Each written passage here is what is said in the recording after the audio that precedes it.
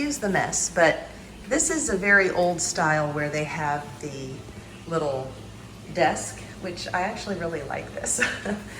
And then this is just our junk drawer. Got everything, anything and everything. This is a countertop that I would be doing the marble in, along with just a very short, small area. But anyway, and then this oven is probably from 1970. It is, it's very, very old, you can see. I can't find a date on it anywhere. It should have a date somewhere and I'm just missing it. But we actually love it, and when the time comes to renovate, we are gonna get a new one, but we're gonna get this exact same type where it's up high. But anyway, and these cabinets are not real wood, they are wood look veneer. So that's that, and then an old microwave we'll replace someday. And one thing, looking at this countertop, look at that. Isn't that cute? And that's yellow. That actually is really cute, but I'm wanting to make it look like modern day. So anyway, and then this is the other side of the kitchen with the washing, or the dishwasher. And so it's just a small, small kitchen. And I don't think it'll take too much time, I hope. So wish me luck. I hope everything goes well and that it looks pretty good. Just for 5 years or so.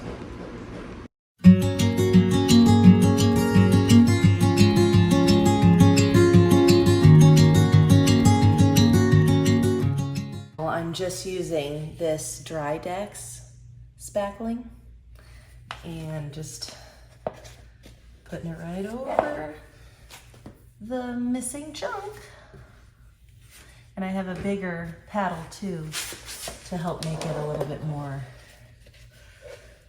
even once I get all of this on here.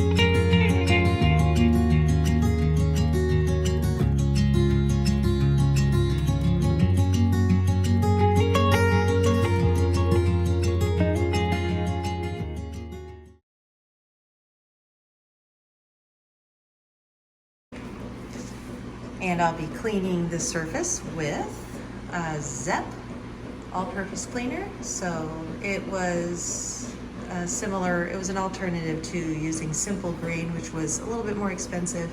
This was only like $3.50, so it was pretty cheap. So it does the same thing Simple Green does. So just cleaning off all the grime and grease and dirt of the countertop so that it is clean to have a good clean surface for the paint.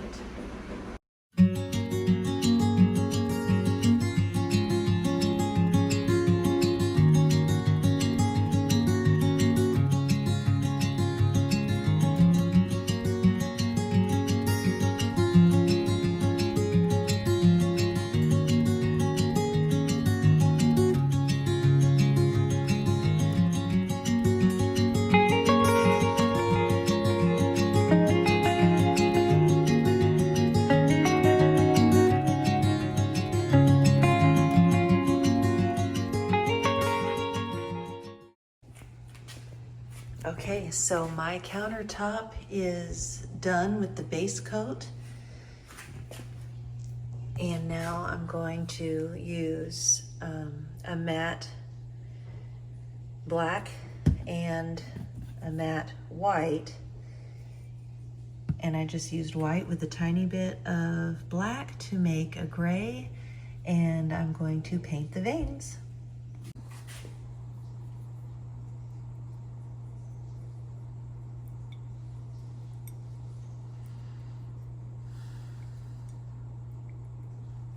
And I'm gonna leave it a little marbled on my brush too, see how that works. All right, I hope this works.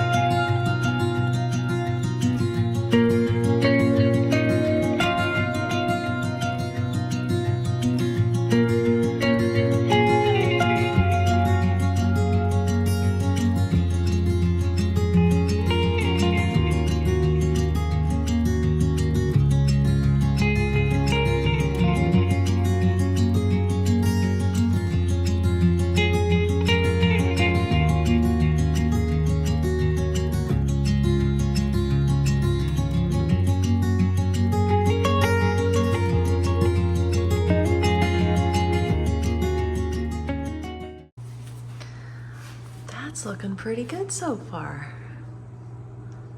And see, I colored in this part a little bit with light gray because I saw that as part of a pattern option. So I'm gonna do that periodically in the little, these sections here. Okay, so this is what it's looking like so far. And I even, with the leftover paint on the bristles of my brush, I have just been going in between to create a little bit of gray in between. So it's not going to be that stark white marble. I've seen a lot of different pictures of marble and the real marble and what it looks like, and I really like the ones that have more color than just the white with the harsh gray lines. So I really like, I like the hard gray lines, but I also like, all the in-between stuff too. So I did a little design there, and then the directions were to do all of the major stuff on the counter first, and then follow the veins up the backsplash and also down the edge of the countertop too. So I will work on that and we'll see how this turns out.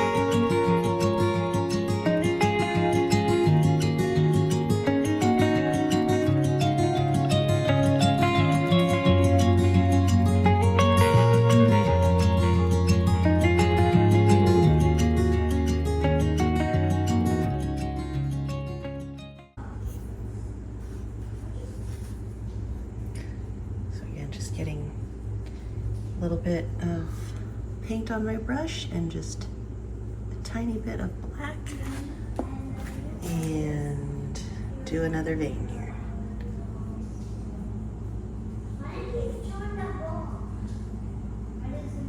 Twist the brush around, shake your hand a little bit.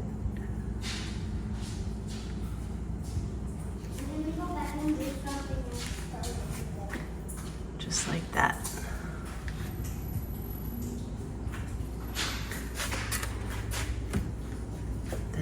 squirt it with just a tiny bit of water.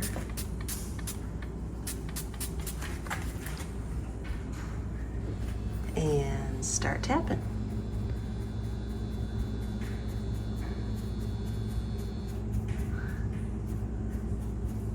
I tap the whole line first, and then I go back and do the brushing, you know, the side brushing to shape the lines. You want to just tap it out first before it dries. And then wipe away any extra water.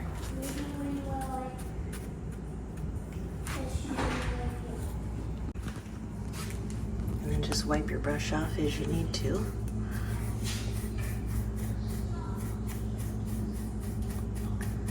Just kind of brush it in, and this shadowing effect, you can create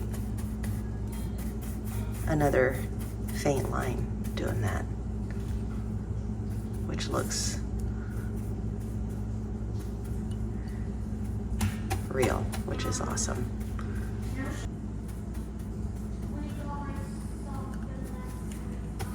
All right, so I'm gonna keep doing that and we'll see what it looks like. Okay, so I am done with it, and I didn't do too much. I'm just going to not overdo it this time. And I did add, hold on. Oh, that's gorgeous. So I did add a few little speckle-like shading right here. Can I draw right here too? Yes, you can. And then of course you bring it over the edge like that. And yeah, it looks natural to me, and I'm happy with it. And I'm going to epoxy next. A little divot right there. So I'm gonna epoxy next, and that will be the end of the countertop project. And then this is what the other one looks like. So nothing too extreme or fancy, just a few veins. And I like the way it turned out. Just looks very random and natural. Sometimes I get a little darker in some spots and lighter in other, trying to make it look natural. And I'll epoxy this part and it'll be done.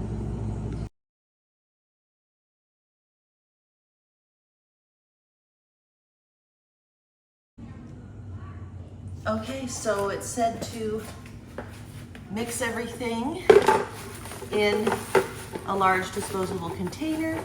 And I do want to say that they're marked A and B, and it said to pour the curing resin first before the base, which the base is A, the base resin.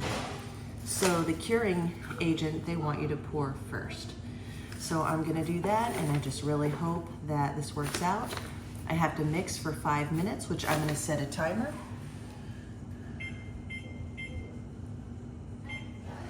So let's go ahead and see what happens. Turns out it was exactly the right amount. And so I am just gonna stir for 5 minutes. So now it's time to do the epoxy, and I will finally be done with these countertops.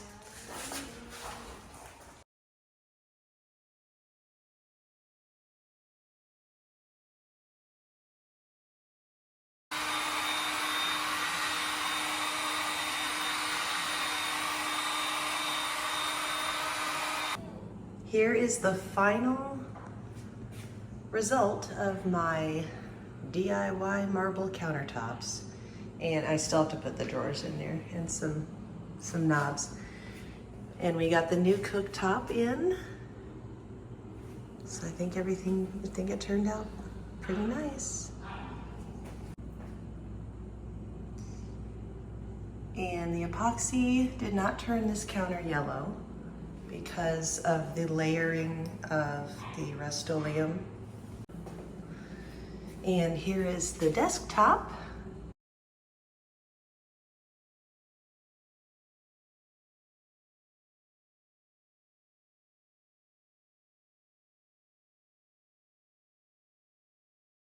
So here's the tile, and it has the strips on the back, the little sticky strips that you just peel off. But I'm taking double-sided Gorilla Tape and I'm doing a strip in the middle of each square to secure it even more, because there were some reviews that said that they were peeling off, that they were just kind of falling off and not sticking very well. So this is hopefully going to prevent any of that from happening so that they stay put once they're on the wall.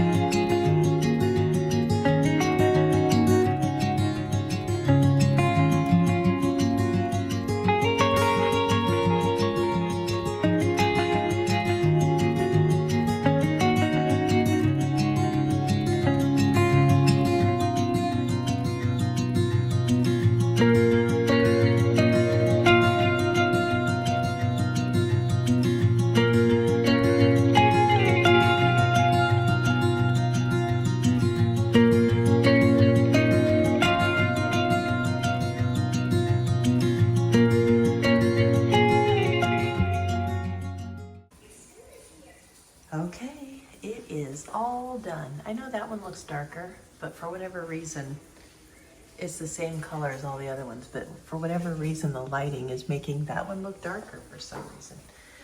But either way, I like the look. It looks good, and I'm glad to be done. So that is the end of my kitchen redo. And I think it turned out pretty good.